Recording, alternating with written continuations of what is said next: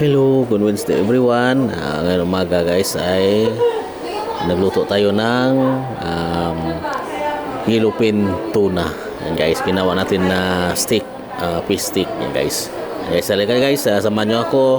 Hindi tayo nakapag-almusal bago umalis ng bahay. Kaya dito sa trabaho medyo maaga tayo magtanghalian. Kaya matikman natin ang ating nilutong yellowfin tuna. Yan guys. Okay naman yung lasa, swak naman sa pangulam, pwede na rin, maka-partner na rin sa kanin, yan guys, yan. Mayroon tayong isda na nabili kanina guys, yan.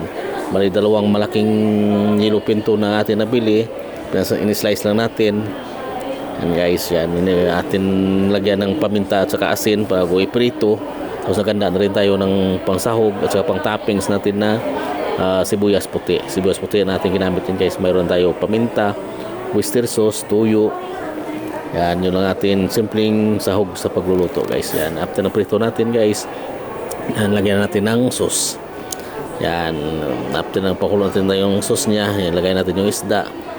Yan guys, natin pantay lang natin paglagay ng sauce ng isda. Tapos yan, nagaya na natin yung pang toppings na sibuyas. Yan guys, minadali lang natin ito pagluto guys dahil nga wala na tayo oras, papasok pa tayo. Kaya yun, hindi ko na iba na kuha ng ibang video pagluto, parang shortcut na lang nito guys. Yan, natin pa lapit na ito matapos, naglagay na tayo ng toppings. Yan guys, yan natin lang simpleng pagluluto ng fish stick guys. Yan, nagamit yung yellowfin tuna. Okay guys, thank you and good luck.